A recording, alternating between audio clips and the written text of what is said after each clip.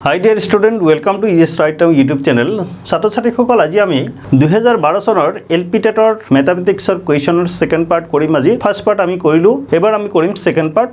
পাৰ্টত আমি 5 কুৱেশ্যন কৰিম তো আমি লাষ্ট কৰিছিলো 39 নম্বৰ কুৱেশ্যন এবাৰ আমি কৰিম স্টাৰ্ট কৰিম আজি 40 নম্বৰ কুৱেশ্যনৰ পৰা কুৱেশ্যন নম্বৰ 40 পৰা আমি স্টাৰ্ট কৰিম মৰমৰ ছাত্ৰ ছাত্ৰীসকল যিসকল ছাত্ৰ ছাত্ৰী এতিয়ালৈকে মোৰ চেনেলটো সাবস্ক্ৰাইব নকৰাকৈ চাই আছে প্লিজ আপোনালোকে সাবস্ক্ৰাইব কৰিব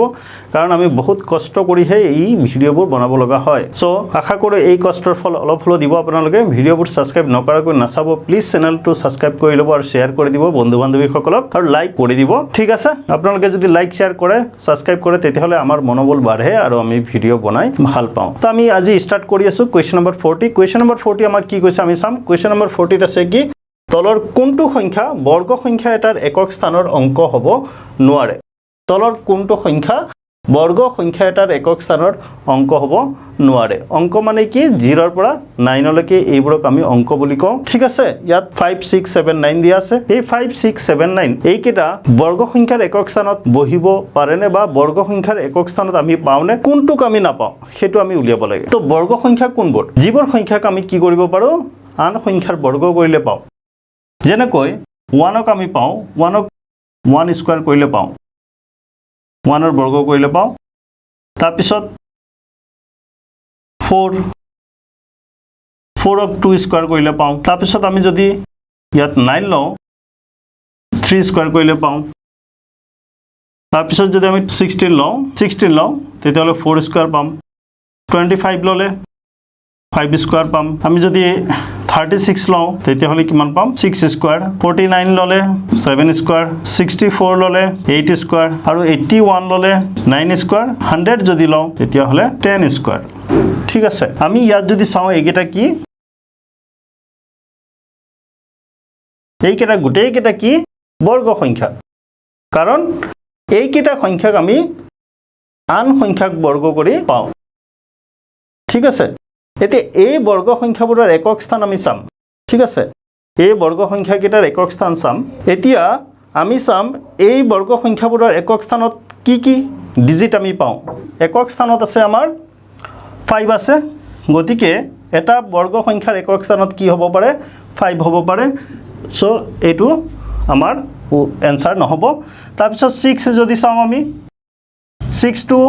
কি হ'ব একক স্থানত বহিব পাৰে 6 cancel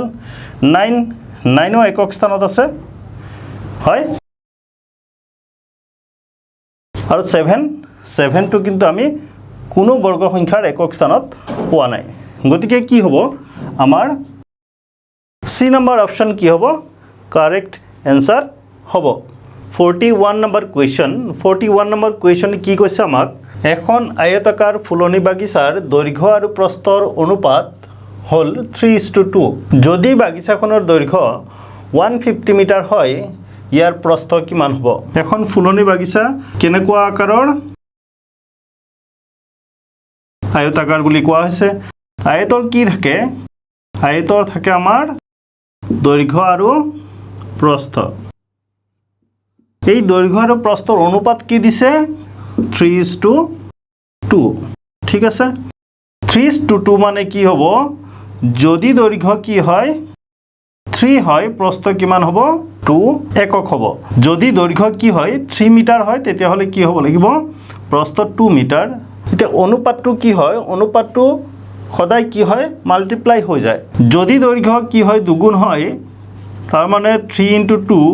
= 6 হয় তেতিয়াহলে প্ৰস্থ কি হ'ব দুগুণ হ'ব অৰ্থাৎ যদি দৈৰ্ঘ্য 6 হয় প্ৰস্থ কিমান হ'ব 4 একেদৰে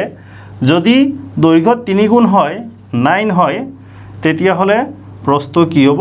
3 গুণ হ'ব 6 হ'ব এই ধৰে কি হয় পূৰণ হিচাপে ইহঁতৰ ভ্যালু বৃদ্ধি হৈ থাকে এতিয়া ফিক্সড নহয় যে দৈৰ্ঘ্য কি 3 আৰু প্ৰস্থ 2 হয় নহয় ইয়াত অনুপাত হিচাপেহে দিছে সো আমি কি কৰিম এই 3:2 অনুপাতত যেটো দৈৰ্ঘ্য আৰু প্ৰস্থৰ মান দিয়া আছে তাক আমি দৈৰ্ঘ্য কিমান লম 3x আৰু প্ৰস্থ কিমান লম 2x দৈৰ্ঘ্য 3x প্ৰস্থ 2x এতিয়া আমাক কি দিয়া আছে দৈৰ্ঘ্য দিয়া আছে 150 মিটাৰ তাৰ মানে কি হ'ব 3x = 150 x = কিমান হৈ যাব আমাৰ 50 মিটাৰ ঠিক আছে x ৰ মান কিমান পাই গলো 50 মিটাৰ তো আমি দৈৰ্ঘ্য কি লৈছিলো 3x মিটাৰ প্ৰস্থ কি লৈছিলো 2x মিটাৰ তো দৈৰ্ঘ্যৰ ভ্যালু কি দিয়া আছিল 150 তাৰ মানে 3x = 150 তেতিয়া হলে 2x কিমান হ'ব 2x কোণ 2x হৈছে প্ৰস্থ 2x গুণ 2x হৈছে প্ৰস্থ দৈৰ্ঘ্য কোণ দৈৰ্ঘ্য হৈছে 3x যেহেতু 3:2 অনুপাতত দিয়া আছে এবাৰ প্ৰস্থ কিমান 2x x ৰ ভ্যালু কিমান x ৰ ভ্যালু হৈছে 50 তেতিয়া হলে আমাৰ ৰিজাল্ট কিমান আহিব 100 তাৰ মানে প্ৰস্থ উলিয়াবলৈছে প্ৰস্থ কিমান হৈ যাব প্ৰস্থ হৈ যাব আমাৰ 100 মিটাৰ তো আমাৰ শুদ্ধ উত্তৰ কি হ'ব C2 হ'ব আমাৰ কারেক্ট आंसर तार पिछर प्रश्न जाम आमी क्वेश्चन नंग 42 क्वेश्चन नंग 42 की কৈছে আমি সাম ঠিক আছে আমার 42 নাম্বার क्वेश्चन আমি 42 নাম্বার क्वेश्चन কি কৈছে সাম 42 নাম্বার क्वेश्चन কৈছে এখন রেলগাড়ী 21:30 বজাত 21:30 বজাত এটো হৈছে স্ট্যান্ডার্ড টাইম যেটো আমি রেলওয়ে স্টেশন তাৰপিছত এয়াৰপোৰ্ট নেভি ডিফেন্স এবিলাকত ইউজ কৰে তাত AM PM বুলি না থাকে তাত আমাৰ কি থাকে আৱাৰ্স বুলি থাকে সো ৰাতি যেতিয়া 12 বাজিব কি থাকিব আমাৰ 00:00 ঠিক 12 বজাত তাৰ আগত কি থাকিব 23 আৱাৰ্স হয় আৰু এই 00:00 টু 24 আৱাৰ্সৰ সমান 24 আৱাৰ্স মানে ৰাতি 12 বজাত ঠিক আছে তো তাৰ পিছত কি স্টাৰ্ট হ'ব 01 02 মানে ৰাতি 12 বজাৰ পিছত 1 2 3 4 5 6 7 8 9 এনেকে গৈ থাকিব দুপৰীয়া 12 বজাত 12 বাজিব তাৰ পিছত এটা বজাত আমি এটা বজা বুলি কওঁ তেতিয়া কেইটা বাজিব সেই ওয়াচবোৰত সেই ক্লকবোৰত কেইটা বাজিব এটা না বাজি 12টাৰ পিছত 13টা বাজিব 12টাৰ পিছত 13টা 12 13 14 নেকি গৈ আকৌ আমি কিমান পাম 24 ঠিক আছে তো আমাৰ ৰেলগাড়ীখনে কেইটা বজাত যাত্ৰা আৰম্ভ কৰিছে 21:30 21:30 মানে কিমান 21:30 মানে 9:30 ঠিক আছে 9:30 তো 21টাৰ পিছত আমি কি কৰো এনে জেনাৰেল 9ৰ পিছত 10 11 12 আৰু ইয়াত কি হ'ব তো 21:30 পিছত কিমান হ'ব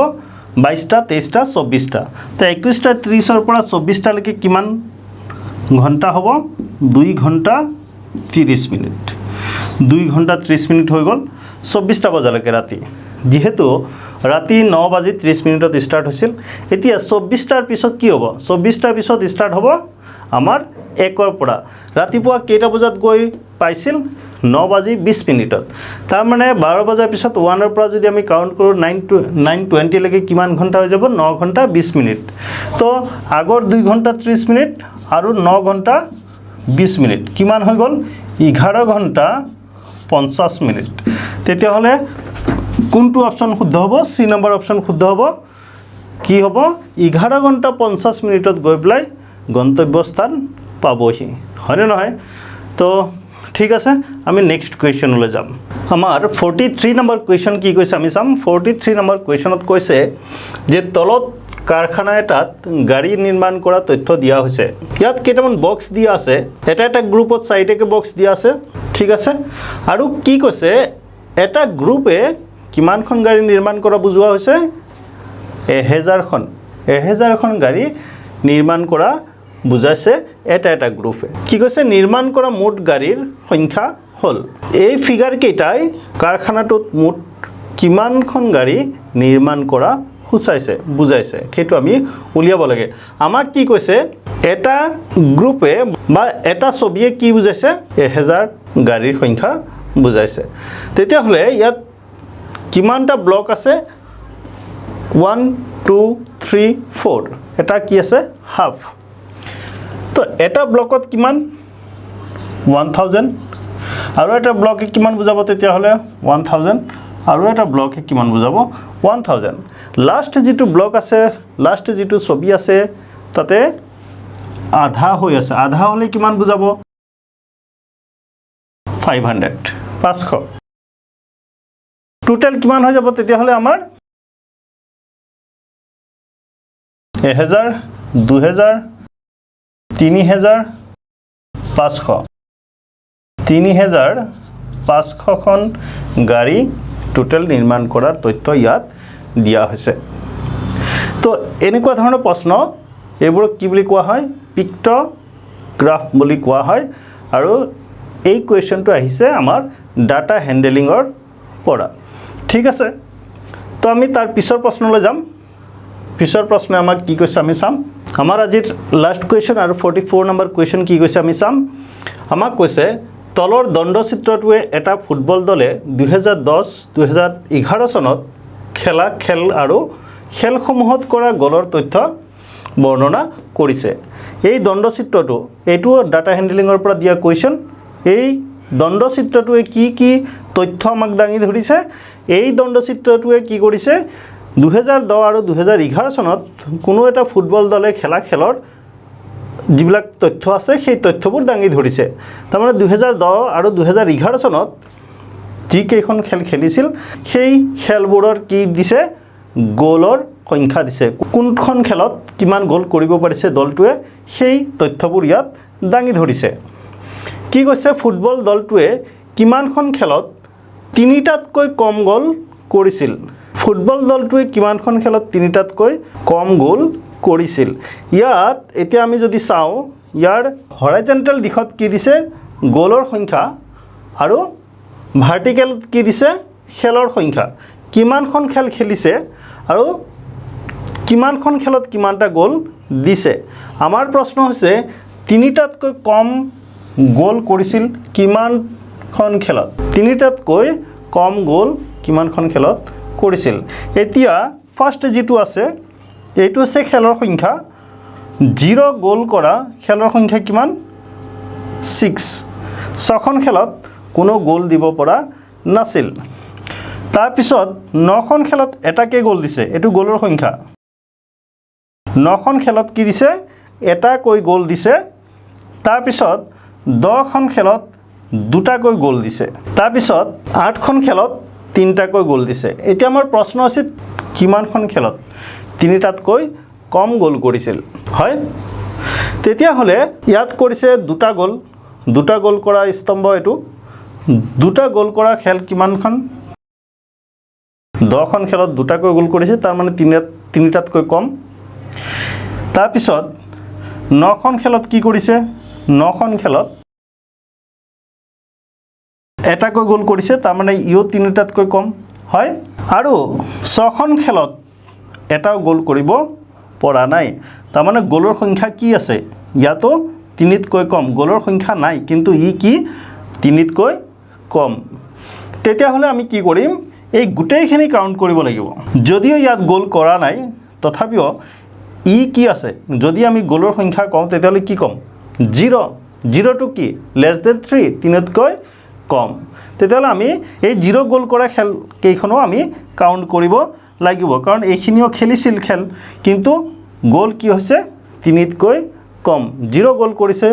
6খন খেলত এটাকৈ গোল কৰিছে 9খন খেলত আৰু দুটাকৈ গোল কৰিছে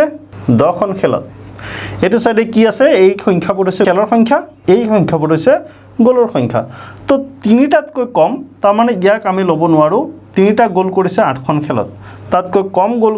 কৰা খেল কেইখন আমি কি কৰিম প্লাস কৰিম তাৰ মানে কি হ'ব 6 প্লাস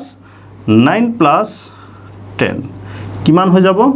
25 তেনেহলে 25 কোনটো অপচন হ'ব আমাৰ ডি নম্বৰ অপচন ঠিক এটো আছিল আমাৰ 44 নম্বৰ কোৱেশ্চন আৰু আজিৰ এটো লাষ্ট কোৱেশ্চন মৰমৰ ছাত্ৰ ছাত্ৰীসকল আপোনালোকে মৰমৰ ছাত্ৰ ছাত্ৰীসকল আপোনালোকে নিশ্চয় ভিডিঅ'বোৰ চাই মৰমৰ ছাত্ৰ ছাত্ৰীসকল আপোনালোকে নিশ্চয় টপিকসটো ভাল পাব অলপ ভালকৈ আপোনালোকে যদি ষ্টাডি কৰে এই কুৱেশ্যনবোৰ জনাৰ আমাৰ খুব প্ৰয়োজন আছে প্ৰিভিয়াছ ইয়াৰ কুৱেশ্যন পেটাৰ্ন যদি আমি ভালকৈ বুজি পাওঁ বা কেনেকুৱা ধৰণৰ কুৱেশ্যন আহে আমি যদি জানি লওঁ তেতিয়াহ'লে নিশ্চয় সেই পেটাৰ্নটো আমি শিকিব পাৰিম আৰু ফিউচাৰত যিবোৰ এক্সাম হ'ব সেইবোৰত আমি কি হ'ম উপকৃত হ'ম তো এতিয়া আকৌ কৈছোঁ যিসকলে ছাত্ৰ ছাত্ৰী এতিয়ালৈকে মোৰ চেনেলটো ছাবস্ক্ৰাইব নকৰাকৈ চাই আছে প্লিজ আপোনালোকে ছাবস্ক্ৰাইব কৰিব আপোনালোকে ছাবস্ক্ৰাইব কৰিলে আমাৰ মনোবল বাঢ়ে আৰু ভিডিঅ'বোৰ বনাবলৈ ইচ্ছা হয়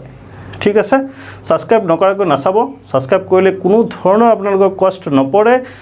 বৰঞ্চ আপোনালোকে আমাৰ পৰা যিবোৰ ভিডিঅ' ওলাই যাব সেই ভিডিঅ'বোৰ চাই পেলাই আপোনালোকে উপকৃত হ'ব ঠিক আছে চ' আমি নেক্সট ক্লাছত লগ পাম আৰু 5 কুৱেশ্যন লৈ পেলাই ঠিক আছে